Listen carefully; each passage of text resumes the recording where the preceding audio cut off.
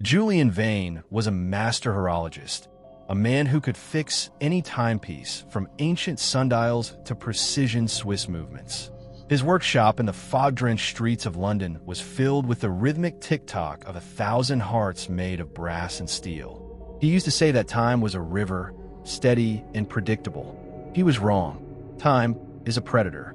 One rainy Tuesday, a stranger entered his shop. The man was unnaturally thin, wearing a heavy wool coat that smelled of ozone and wet earth. He placed a small, wooden box on the counter. "It stopped," the stranger whispered. His voice sounded like dry leaves skittering on pavement. Julian opened the box. Inside was a pocket watch unlike any he had ever seen. It had no numbers, only strange, moving constellations etched in silver. Instead of 2 hands, it had 3. One for minutes, one for hours, and a jagged crimson hand that moved backward. "This is impossible craftsmanship," Julian breathed, reaching for his loupe. "Who made this?" "The Grand Architect," the stranger replied. "And if you don't make it tick again by midnight, you'll come to collect the late fee." The stranger vanished before Julian could ask another question, leaving the watch behind. As Julian touched the silver casing, the temperature in the room dropped. The 1,000 clocks in his shop, usually a chaotic symphony, suddenly fell into a perfect, terrifying synchronization. Tick, tick, tick. Julian peered into the gears of the watch. He saw something moving inside that wasn't metal. It looked like a tiny, pulsating vein of dark liquid. As he poked it with a needle, the crimson hand jerked. Suddenly, the grandfather clock in the corner chimed. It struck 12, then 13.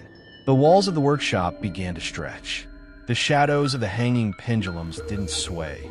They detached themselves from the floor and began to crawl up Julian's legs like black ink. A voice echoed from inside the pocket watch, vibrating through Julian's bones. "You have accepted the contract, Julian. Every second you spend fixing me is a second I steal from your life. Look in the mirror." Julian looked. His reflection was aging in real time. His hair was turning gray, and deep wrinkles were carving themselves into his face with every tick of the silver watch. He wasn't just fixing a watch. He was repairing the engine of his own death. Julian's hands trembled as he watched his skin wither. Each second felt like a year, and the shop's air had become thick with the smell of rusted iron. He realized that the pocket watch wasn't just a machine, it was a chronological parasite. It didn't run on tension or batteries. It fed on the vitality of whoever held it. Desperate, Julian grabbed a pair of tweezers and pried open the secondary casing. Behind the constellations lay a terrifying sight, a microscopic set of gears made of human bone. The dark, pulsating vein he had seen earlier was wrapped around a central spindle like a living hairspring. "Don't stop, Julian," the watch hissed. "If the heart stops beating, the debt is settled in full." The late fee the stranger mentioned wasn't just death. Julian looked at the shadows on the wall. They had fully detached now, forming tall, spindly figures with clock faces for eyes. These were the Minutemen, the debt collectors of the Grand Architect.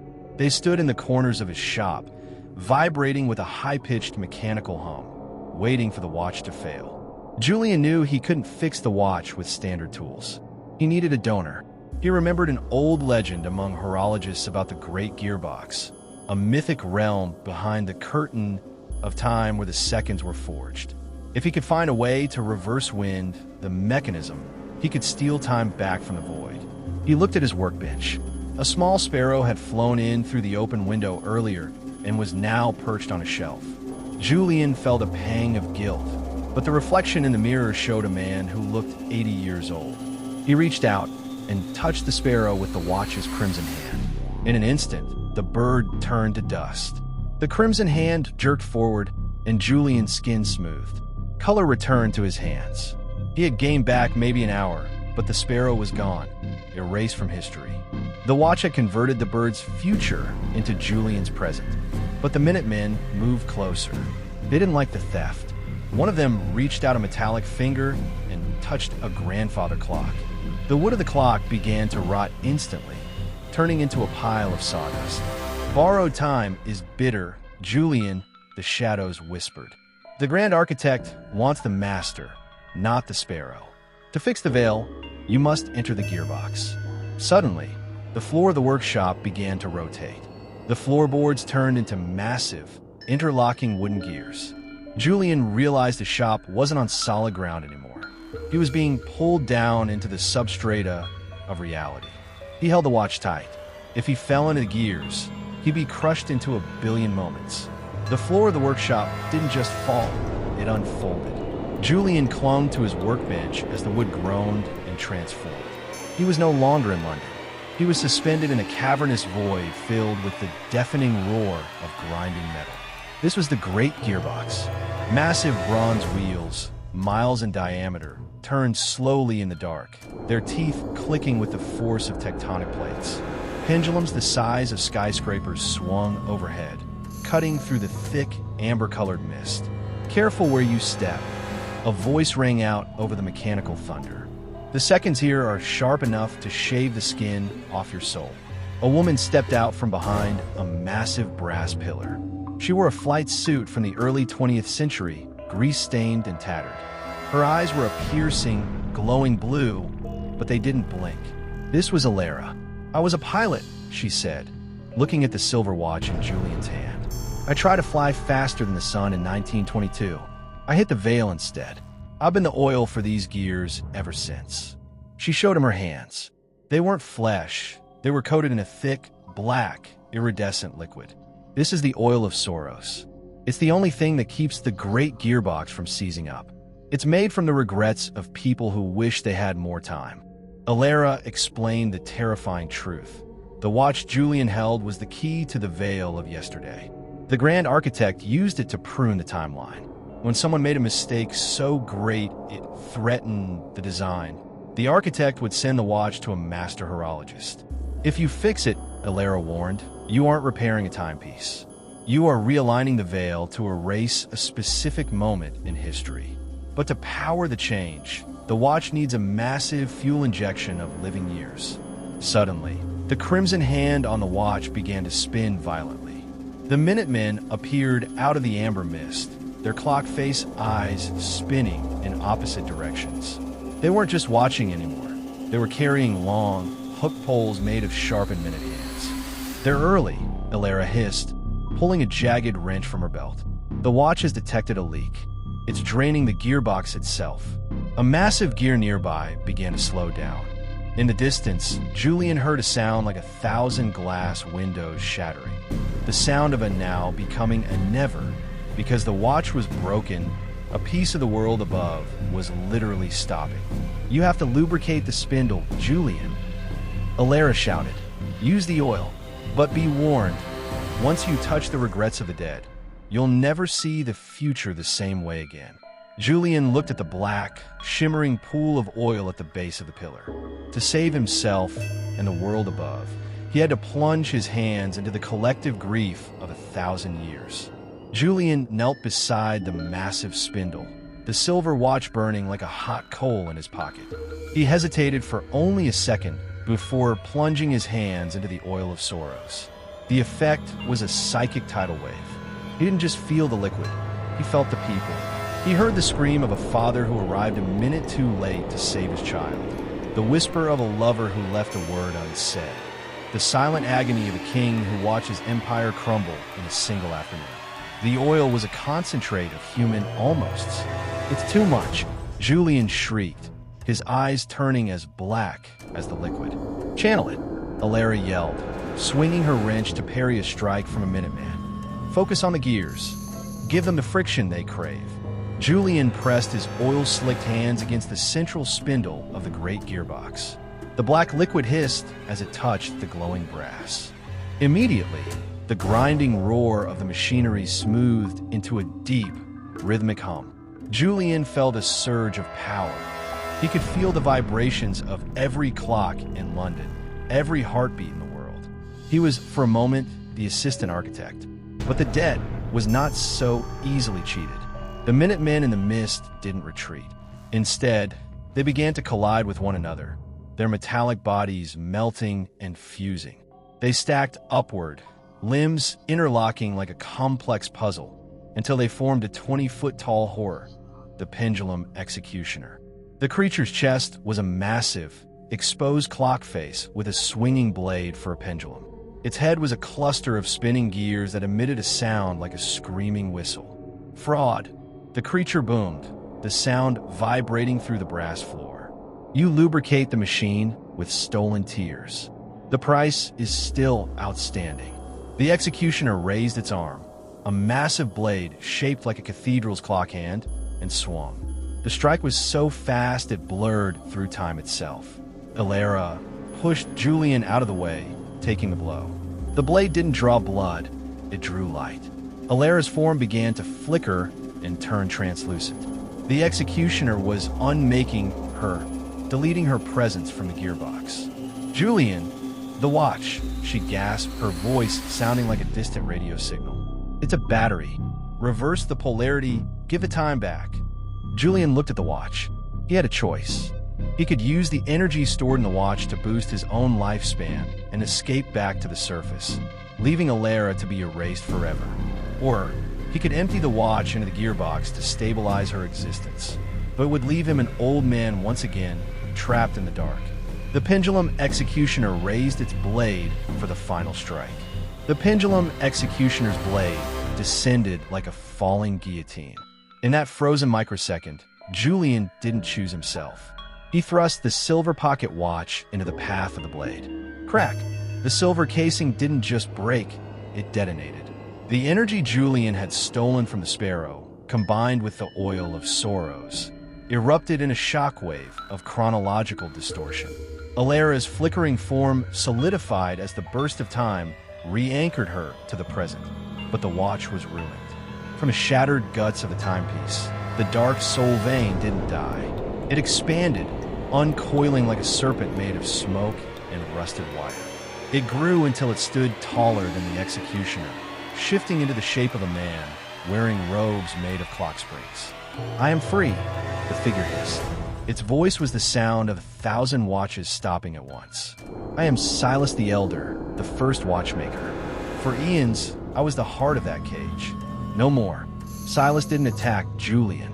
He turned toward the horizon of the Great Gearbox, toward the central sun gear that powered the flow of the entire world's future. If the gears stop, Elara whispered, horror dawning on her face, the universe doesn't just end. It freezes. A single moment of agony or joy, stretched into an eternity of stasis. That is his eternal peace. Silas raised a hand, and a wave of cold time washed over the chamber. The pendulum executioner, the terrifying collector of debts, simply stopped mid-motion. Its gears seized, coated in a layer of temporal frost. The Great Gearbox fell silent. The deafening roar that had defined the dimension was replaced by a silence, so heavy it felt like lead. Julian looked up and saw a pendulum the size of a mountain hanging motionless in the air. We're in a null zone now, Elara said, her breath hitching. Nothing moves unless it has its own internal momentum. Julian looked at his hands. They were wrinkled again, the age had returned. But his heart was beating with a strange, rhythmic thrum, because he had touched the oil and the watch simultaneously during the break. He had become a human mainspring.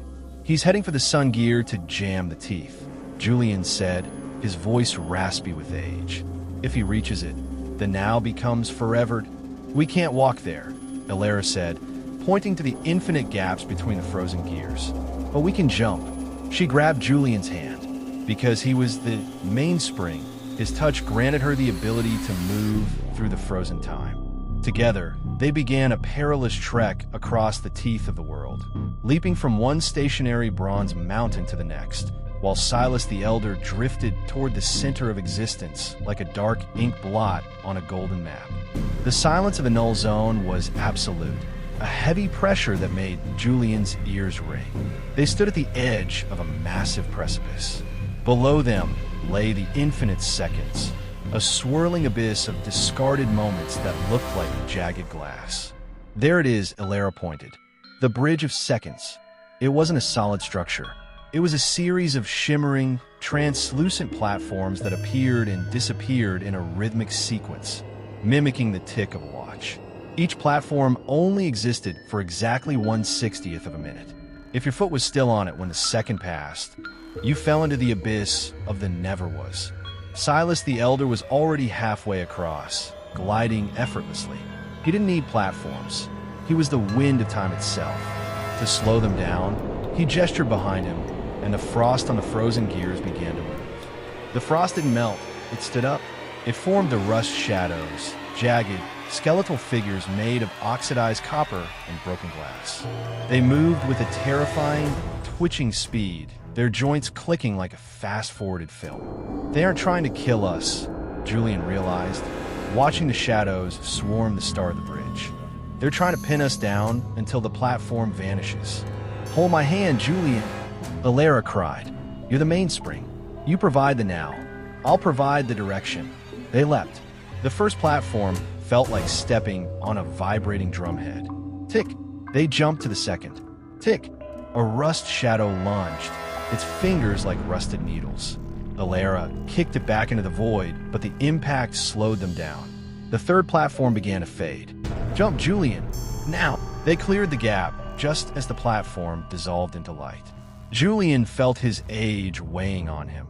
His lungs burned, and his joints ached with the 80 years the watch had forced upon him. I can't keep up.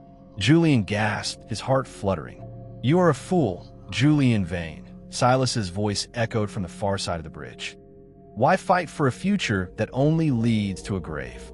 Join the stasis. In my world, you will never grow older. You will be a masterpiece of bone and brass, preserved forever. Julian looked at Silas. The first watchmaker had no heartbeat, no pulse. He was a perfect, unchanging loop. That's the difference, Silas, Julian wheezed, standing tall despite the pain. A watch that doesn't move isn't a timepiece. It's just a piece of metal. Life is defined by the ending. Julian reached into his pocket and pulled out a small, bent gear, the only piece of his grandfather's old pocket watch he had kept for luck. It wasn't magical, but it was real. It represented a future that had already been lived and a past that was cherished. He threw the gear at Silas. It shouldn't have done anything. But because Julian was the mainspring, the gear carried his biological momentum. As it flew through the air, it didn't follow the frozen laws of the null zone. It accelerated. It carried the weight of Julian's remaining years. The gear struck Silas in the chest. Where it hit, the cold time shattered. A spark of friction, the first heat the gearbox had felt in eons, ignited. Silas shrieked as the spark began to melt his robe of springs. For the first time, the first watchmaker felt a second pass against his will. The spark Julian had ignited was a tiny sun in the darkness. As the gear struck Silas, the cold time began to hiss and steam. Enraged, the first watchmaker surged toward the central Sun-Gear, the glowing, golden heart of the entire dimension. This gear was different from the others. It didn't grind. It hummed with the sound of a billion bees. It was the source of all potential. Every choice a human made, every maybe and perhaps, flowed through these golden teeth. If he jams that gear, Alara whispered, her face illuminated by the golden glow. The potential of the universe dies. No more babies being born. No more new ideas. No more tomorrow. Just a permanent, stagnant now. Silas reached the gear and began to expand. His body of smoke and rusted wire wrapped around the golden teeth like a parasitic vine. The Sun-Gear groaned, its hum dropping to a low, agonizing moan. The light in the cavern began to dim, turning a sickly, bruised purple. Above them, back in London, the world felt a stutter. Birds froze in mid-flight. Raindrops hung, suspended in the air like diamonds. The late fee was being charged to the entire planet. There! Julian pointed to a small, silver lever located at the very peak of the Sun-Gear's housing. The emergency governor. My grandfather's journals mentioned it. It's a fail-safe designed to restart time if it ever ceases. They climbed the golden scaffolding, their hands burning from the sheer energy of the Sun-Gear. But as they reached the lever, Julian saw the lock. It wasn't a keyhole. It was a shallow crystal bowl. It requires pure memory, Alara said, her voice heavy with realization. The governor needs a human anchor, a memory so strong and so vivid that it can provide the friction needed to kickstart the engine of reality. But the cost, the memory is consumed. You'll never remember it again. It will be as if it never happened to you. Julian looked at the lever. To save the future, he had to erase his own past. He thought of the memory he held dearest, the day his grandfather taught him how to listen to the heartbeat of a watch. The smell of cedar oil, the warmth of the old man's hands, the feeling of safety and purpose. It was the memory that made him who he was. "Give it to me, Julian," Silas hissed, his face appearing in the gears beside them. "Forget the old man. Forget the warmth. Give up the memory, and you will be hollow. You will be as empty as I am. We can rule the silence together." "Julian, don't listen to him," Alara cried, fighting off the rust shadows that were clawing at the platform. "If you lose that memory, you lose your soul." Julian looked at his withered, 80-year-old hands. He looked at Alara, a woman who had been trapped in the dark for a century. Then he looked at the world above, frozen and dying.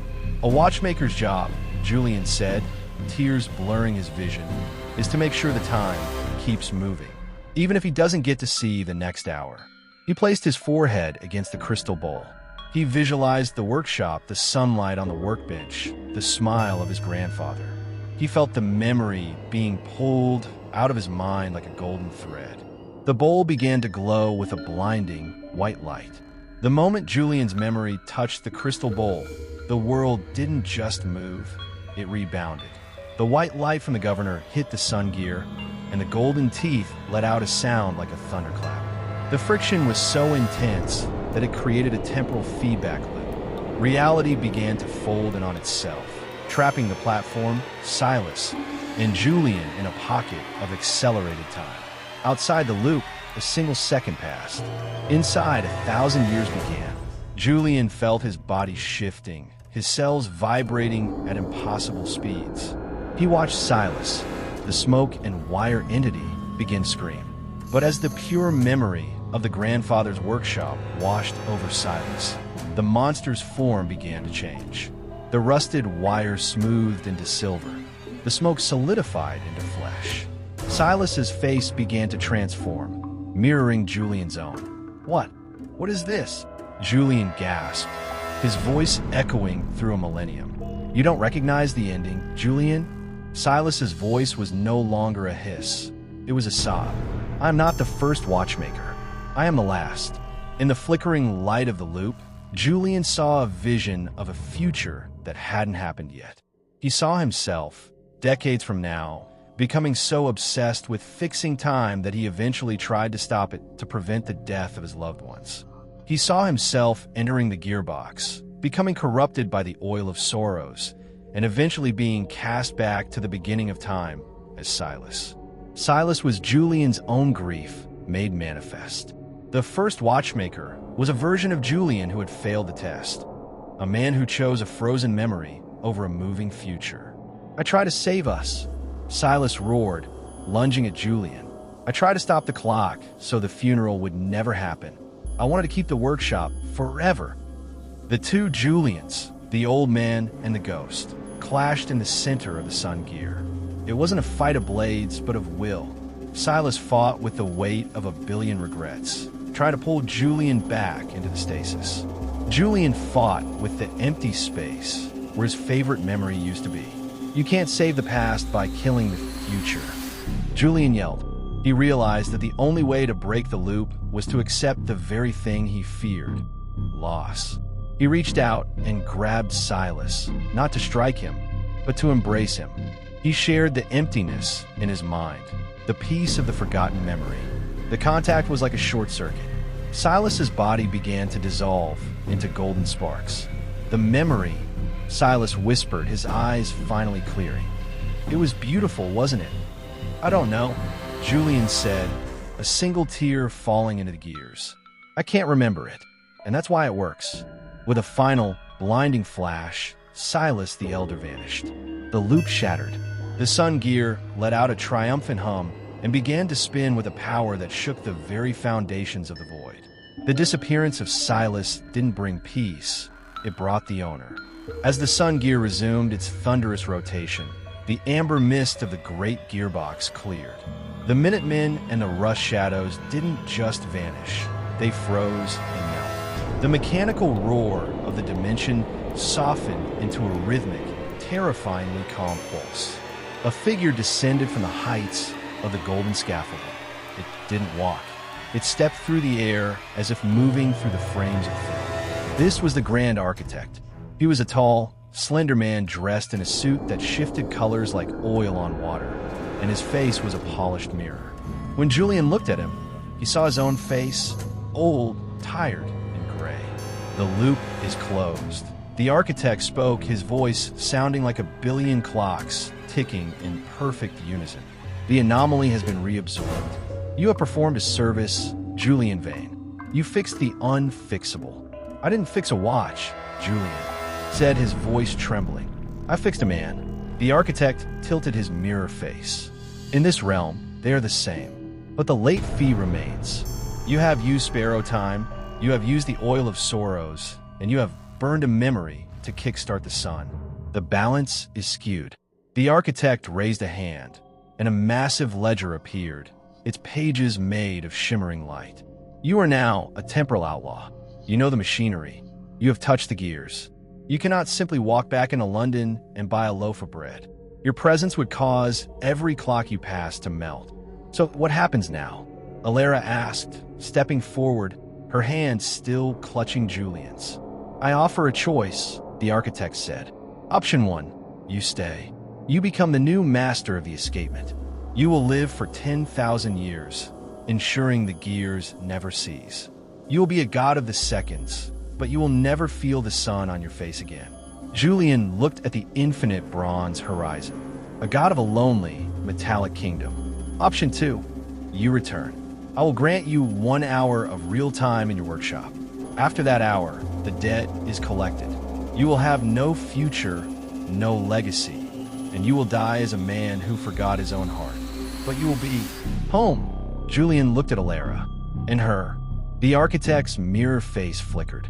She belongs to the 1920s. If she returns to her crash. She dies in the fire. Here, she lives forever as the oil. Julian, don't, Alara whispered. Stay. We can keep this place alive together. If you go back, you're just go to a grave. Julian looked at his hands, the hands that had spent a lifetime tending to the seconds of others. He realized that the architect wasn't a monster. He was a bureaucrat of existence. And a bureaucrat always expects a signature. An hour, Julian whispered. I'll take the hour. The transition was silent. One moment, Julian was standing before the mirror-faced god of the void. The next, he was slumped over his workbench in London. The smell of cedar oil and old brass hit him like a physical blow. He looked at the grandfather clock. 11 p.m. 1 hour, he whispered. His voice was thin, the voice of a man at the very edge of his thread. He looked at his hands. They were gnarled and age-spotted, but the oil of sorrows was gone. He was just Julian Vane again, a mortal man with 60 minutes of life left. He didn't waste time weeping. He grabbed a jeweler's screwdriver and a clean sheet of silver. He couldn't bring Alara back, and he couldn't remember his grandfather's face, but he could do what a watchmaker does best. He could leave a record. For 45 minutes, Julian worked with a speed that defied his age. He wasn't fixing a watch, he was engraving. He etched the schematics of the Great Gearbox, the secret of the Sun-Gear, and a warning about the late fee into the silver plates of his own masterpiece, the Vane chronometer. He was building a compass for time. At 11:50 p.m., the shop grew cold. The shadows in the corners began to lengthen, stretching into the familiar, spindly shapes of the Minutemen. They didn't move. They simply stood, the silent audience for his final act. Julian finished the engraving. He set the chronometer to the exact second. As he tightened the final screw, a strange peace washed over him. The empty space in his mind, the place where his favorite memory used to be, didn't feel like a wound anymore. It felt like a window. He realized that by sacrificing that memory to the Sun-Gear, he hadn't deleted it. He had broadcast it. Every time a clock ticked, it was carrying a microscopic echo of that warmth, that safety, and that love. He had turned his personal joy into the lubricant for the entire world's timeline. 11:59 p.m. Julian sat in his favorite leather chair. He picked up a small, ticking pocket watch, a simple, cheap thing he had fixed for a neighbor's child. He held it to his ear. Tick, tick, tick. The door to the shop creaked open. The thin stranger in the heavy wool coat walked in. He didn't look like a monster now. He looked like a weary traveler. He looked at the silver watch Julian had fixed in the gearbox, now lying dead and shattered on the counter. "The debt is ready," Julian said softly. "You are the first in 1,000 years to choose the hour over the eternity," the stranger said, removing his hat. The architect is impressed. As the clock struck midnight, the world didn't freeze. The Minutemen stepped forward, but they didn't grab him with hooks. They simply placed their cool, metallic hands on his shoulders. Julian closed his eyes. In that final second, the empty space flashed white. He saw the workshop. He saw the sunlight. He saw his grandfather's smile. The memory had come back to him at the very last moment. A refund for a life well spent. Julian Vane exhaled. The watch's hand stopped. Epilogue. The next morning, the neighbors found the shop locked. When the police entered, they found an old man sitting peacefully in a chair, a smile on his face. The shop was silent, except for one thing. On the workbench sat the Vane chronometer. It was ticking perfectly, but the hands moved in a way no one could understand. It didn't track hours or minutes. It tracked the potential of tomorrow. And beneath the shop, in the deep vibrations of the earth, the Great Gearbox turned. Every soul in London felt a little bit more hopeful that day, as if the air itself was humming a melody they couldn't quite remember, but knew by heart.